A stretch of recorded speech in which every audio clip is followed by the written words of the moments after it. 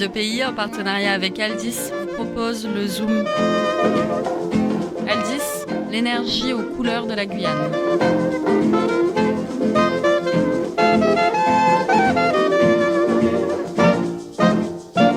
Salut, chers auditeurs et auditrices de Radio Pays. L'heure est grave. Ce week-end, je le confesse, j'ai fait une petite infidélité au carnaval. Avant d'attaquer la dernière ligne droite jusqu'au Mardi Gras, j'ai fait une petite coupure. Et pour ça, je suis allé au lac de Petit-Saut. Ce lac, vous le connaissez déjà peut-être. C'est un lieu de nature exceptionnel, accessible par des voies de transport douces comme le canoë, et qui en plus d'offrir un paysage unique, sublime, on parle là, je le rappelle, de la plus grande retenue d'eau artificielle de France, anciennement d'Europe. Ce paysage regorge donc d'une nature assez unique, renouvelée, qui a su s'adapter aux terribles changements qui ont été engendrés sur l'écosystème par la mise en eau du barrage dans les années 90.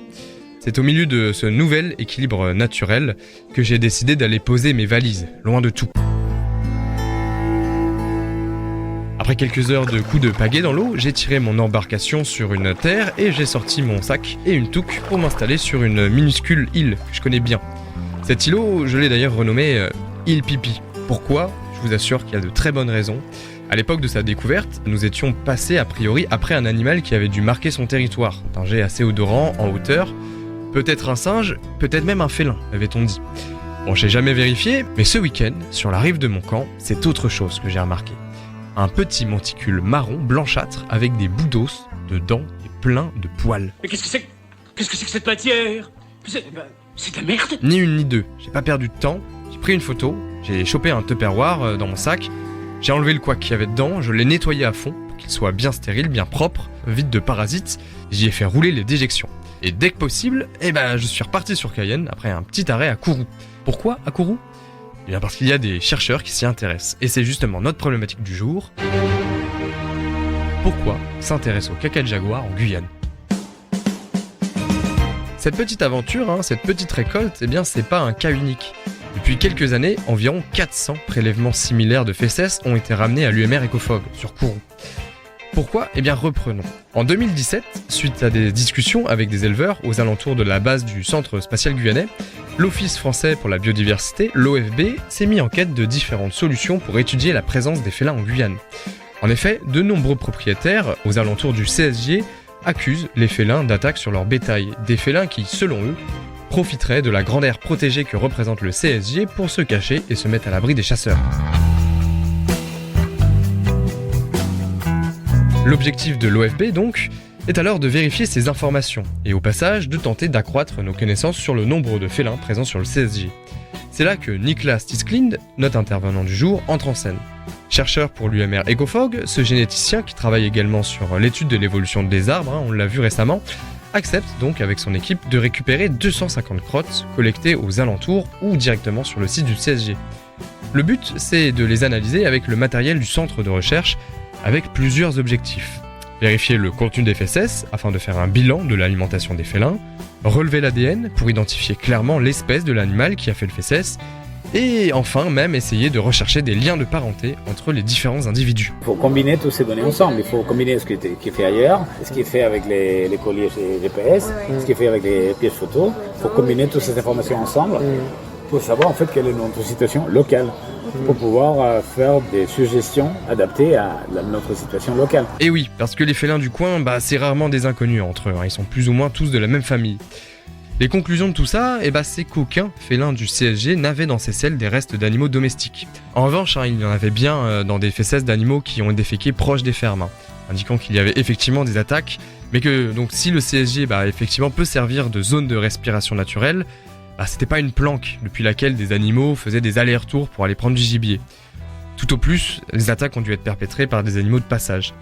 Autre conclusion intéressante de cette petite étude introductive, parmi les 250 extraits de déjection, seuls 50 étaient en réalité issus de jaguars, ce qui a permis de faire l'hypothèse de la présence, au regard des analyses qui permettent de reconnaître les individus, d'environ 20 jaguars présents sur le CSG de 2011 à 2019. Une information intéressante, surtout qu'elle correspond plutôt bien aux conclusions d'une autre méthode de suivi de la population de félins de l'OFB, réalisée celle-ci à l'aide de pièges photos, et ce, malgré donc un très gros biais pour l'étude des fesses de félins, qui est qu'on ne retrouve quasiment que ceux des mâles, pour une très bonne raison, parce que les mâles ils ont tendance à marquer leur territoire avec, et donc les mettre bien en évidence sur des pistes ou des chemins dégagés, ce qui permet aux tout venants d'ailleurs de les trouver sans trop de problèmes, ou même au personnel d'une réserve naturelle par exemple, qui peuvent recevoir la consigne de les ramasser et de les amener à Kourou. Car désormais le projet a évolué, et maintenant on n'étudie plus juste le CSG mais bien toute la Guyane, et c'est donc une centaine de nouvelles fesses qui ont été récoltées par exemple l'année dernière, envoyés désormais directement en métropole pour des raisons pratiques, afin d'étudier désormais la présence des jaguars, pumas, oslo et autres jaguars ondis dans toute la Guyane, avec comme objectif la réalisation d'une carte de la distribution génétique des espèces de félins chez nous.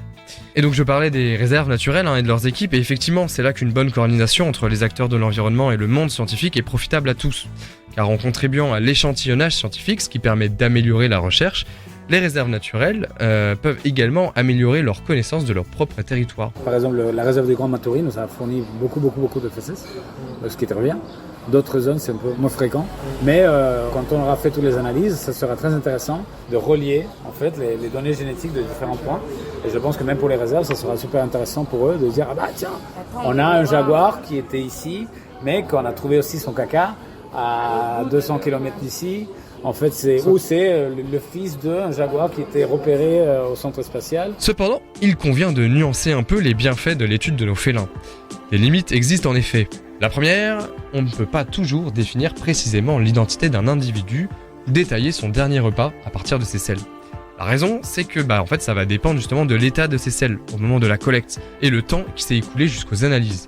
En effet, le matériel génétique est déjà assez dégradé, donc plus on attend, le pire c'est.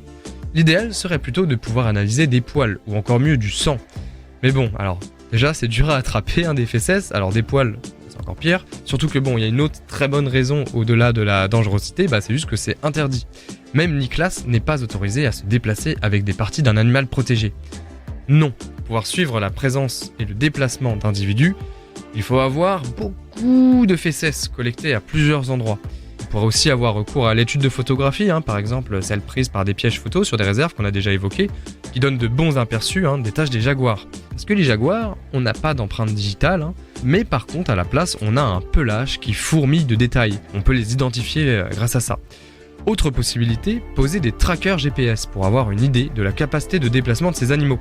Une autre expérience de ce genre a eu lieu d'ailleurs, avec un résultat assez fou. Je laisse la parole à Niklas. Le FBI, ils avaient fait pendant un moment, ils déplaçaient les jaguars qui étaient dans les zones agricoles. Et en fait, ils avaient déplacé un jaguar qu'ils avaient chassé, je ne sais pas si c'était à Cayenne ou à Kourou, mais ils l'ont lâché à 300 km de distance ou quelque chose comme ça, dans la piste de Bélison, au fond de la piste de Bélison. Ils ont mis un collier GPS dessus. Pendant un mois, il a été autour de là où il avait été lâché.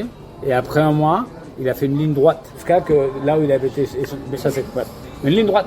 Tu le vois dans le GPS, il savait exactement où y aller. Alors d'ailleurs, petite correction de cette histoire complètement dingue malgré tout, le jaguar a en fait réalisé 110 km plus tôt, selon Niklas, pas 300. Ce qui reste quand même incroyable, je trouve, comme anecdote.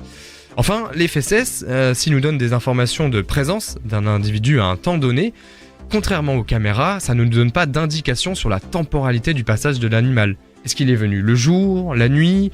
On ne sait pas. Est-ce qu'il pourrait croiser d'autres espèces également, comme des oslos sur son territoire ? La cohabitation se passe-t-elle bien ? Est-ce que chacun a ses propres horaires d'activité ? Tout ça, on ne sait pas. Et ça peut être important parce que, par exemple, dans un élevage où on a posé des caméras, on s'est rendu compte, via les images, que le jour, c'était un jaguar qui rendait visite au poulailler et que la nuit, c'était un puma. Enfin voilà, pour moi, chers auditeurs et auditrices de Radio Pays. J'espère que vous avez retenu l'essentiel. Si vous croisez un caca bizarre au milieu d'une piste, et que vous êtes en forêt quand même aussi, parce que sinon c'est peut-être pas un jaguar, n'hésitez pas et faites comme moi. Vous prenez une pochette ou un tube, vous le lavez bien pour que ça soit bien stérile, pour pas qu'il y ait des amalgames d'autres choses, qui est donc un risque de parasitage du fesses. Et vous pourriez en fait ainsi participer de manière très simple à la recherche. Surtout que plus il y en aura des échantillons, plus nos connaissances seront pertinentes et donc utiles pour le territoire. Si vous voulez avoir un petit peu plus d'informations sur le projet ou la méthodologie à suivre, n'hésitez pas à aller visiter la page Facebook Félins de Guyane. Chers auditeurs et auditrices de Radio Pays, j'espère vous avoir donné envie d'en apprendre plus. À la semaine prochaine.